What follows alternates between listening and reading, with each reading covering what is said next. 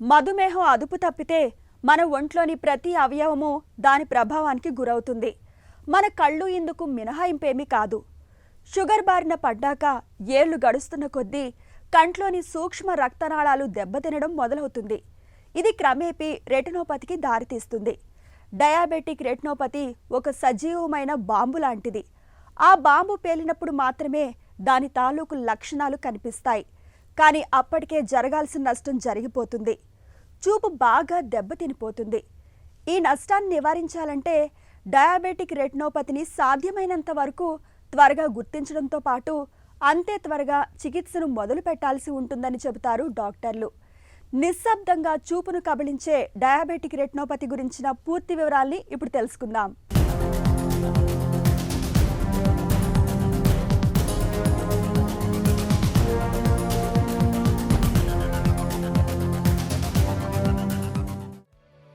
మన కళ్ళు సజీవ కెమెరా లాంటివి. కెమెరాలో ఫిల్మ్ ఉన్నట్లు మన కంటిలో కూడా ఫిల్మ్ ఉంటుంది. ఇదే రెటీనా. ఇది ఉల్లి పొరల పల్సగా ఉండి కంటి లోపల వెనుక భాగంలో చాపలా విస్తరించి ఉంటుంది. రెటీనా అనేది మన కంటిలో అతి ముఖ్యమైన భాగం. రెటీనాకు రక్తం సరఫరా చేసే రక్తనాళాలను రెటివల్ బ్లడ్ వెజల్స్ అంటారు. ఇవి రెటీనాలో శాఖోపశాఖలుగా విస్తరించి ఉంటాయి. షుగర్ వ్యాధి ఈ రెటీనా రక్తనాళాలను బలహీనపరిచి వాటికి తూట్లు పడేలా చేస్తుంది.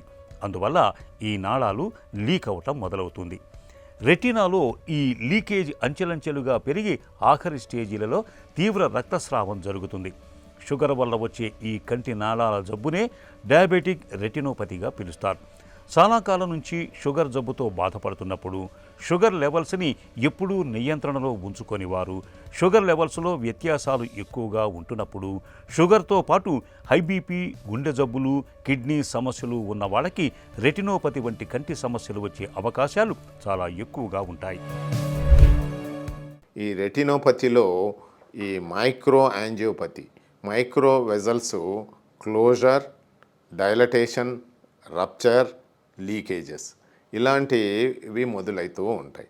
ఈ మొదలయ్యేదానికి మెయిన్ కారణం ఏమంటే ఎక్కువ రోజులు డయాబెటీస్ ఉండడము, ఎక్కువగా కంట్రోల్ లేకుండా పోవడము, మూడోది దాంతోపాటే ఈ BP, cholesterol, heart disease, kidney disease ఇవన్నీ తోడైనప్పుడు ఈ రెటీనాకు ఆక్సిజన్ శాతము పడిపోయి ఇవన్నీ జరుగుతూ ఉంటాయి.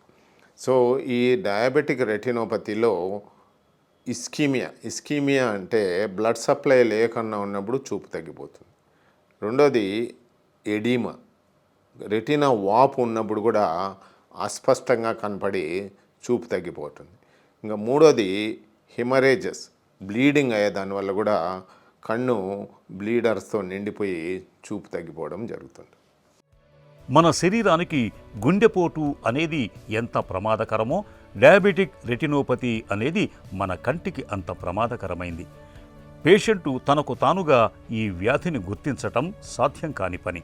దీనిని గుర్తించటానికి ఒకే ఒక మార్గం డైలేటెడ్ రెటినల్ ఎగ్జామినేషన్, అంటే కంటి పాపను పెద్దదిగా చేసి రెటినా పరీక్ష చేయటం. డయాబెటిక్ రెటినోపతి ఒక స్టేజిగా ప్రారంభమై అంచెలంచెలుగా పెరుగుతూ పోతుంది.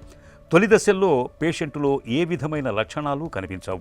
రెటినోపతి బాగా ముదిరి ఆఖరి దశలోకి వెళ్ళినప్పుడు మాత్రం కంటి చూపు తగ్గుతుంది. పరిస్థితి అంతవరకు వెళ్లకుండా సాధ్యమైనంత వరకు రెటినోపతిని తొలి దశలోనే గుర్తించినట్లయితే సమస్య ముదరకుండా చూసుకునే అవకాశం ఉంటుంది.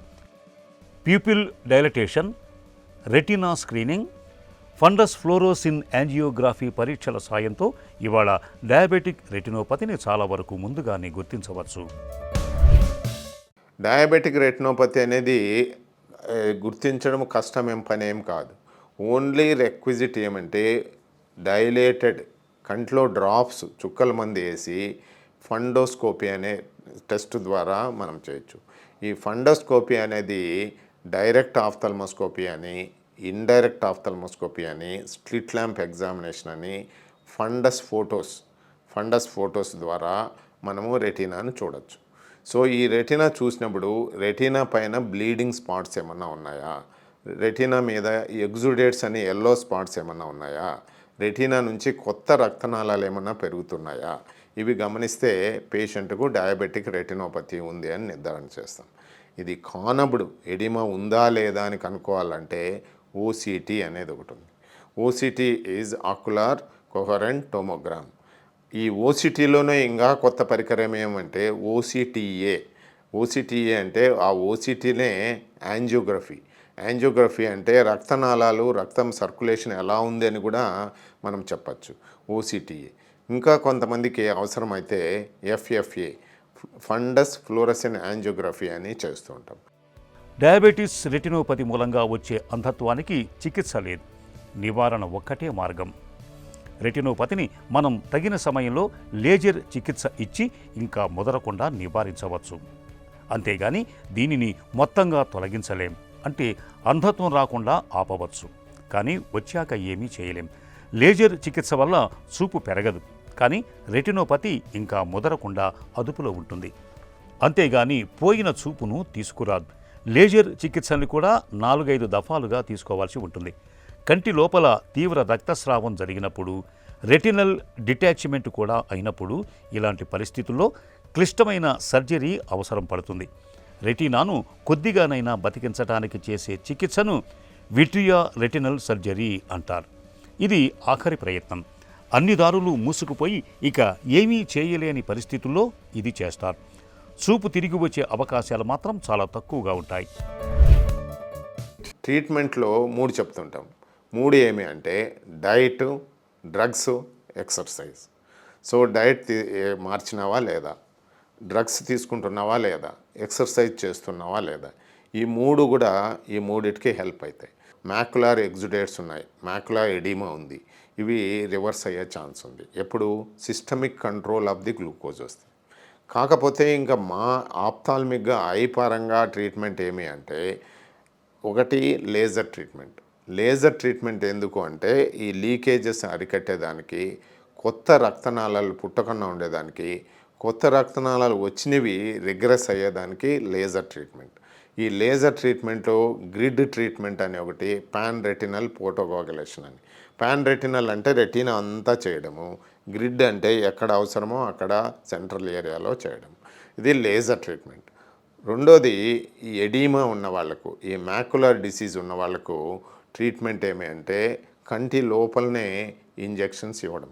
స్టీరాయిడ్ ఇంజెక్షన్ ఇచ్చేదానివల్ల అక్కడ ఉండే ఆ వాపు తగ్గిపోయి మళ్ళీ పేషెంట్కు చూపు నార్మల్గా ఉంటుంది. ఇంకా మూడో ట్రీట్మెంట్ ఏమి అంటే బ్లీడ్ అయిపోయింది, రెటీనా ఊడింది, అట్లా వాళ్లకు విట్రెక్టమీ అనే ఆపరేషన్ చేస్తుంటాం. హై రిస్క్ పేషెంట్స్ ప్రతి 3 మాసాలకు రెటీనా స్పెషలిస్ట్ను కలిసి ట్రీట్మెంట్ ఏదైనా అవసరమా లేదా అని గమనించి ట్రీట్మెంట్ తీసుకునే దానివల్ల 95% of cases we can preserve their vision. Timely ట్రీట్మెంట్తో 95% మందికి వాళ్ళ చూపును వాళ్ళకు నిలబెట్టవచ్చు. డయాబెటిక్ రెటినోపతి వ్యాధిని మొక్కగా ఉన్నప్పుడే మనం అడ్డుకోవాలి. రెటినోపతి ముదిరిపోతే చూపును కాపాడలేం. కాబట్టి షుగర్ జబ్బు ఉన్నప్పుడు దాన్ని తప్పనిసరిగా మందులు, ఆహార నియమాలు, వ్యాయామాలు, ఇతర జీవనశైలి జాగ్రత్తలు తీసుకుంటూ ఖచ్చితంగా అదుపులో ఉంచుకోవాలి. క్రమం తప్పకుండా మధుమేహ పరీక్షలతో పాటు రెటీనా పరీక్ష చేయించుకుంటూ ఉండాలి. అవసరమైనప్పుడు రెటీనా యాంజియోగ్రఫీ, లేజర్ చికిత్స చేయించుకోవాలి. కనీసం ఏడాదికి ఒకసారైనా మాస్టర్ హెల్త్ చెకప్ చేయించుకోవాలి. ఈ జాగ్రత్తలు డయాబెటిక్ రెటినోపతిని చాలా వరకు అదుపులో ఉంచుతాయి.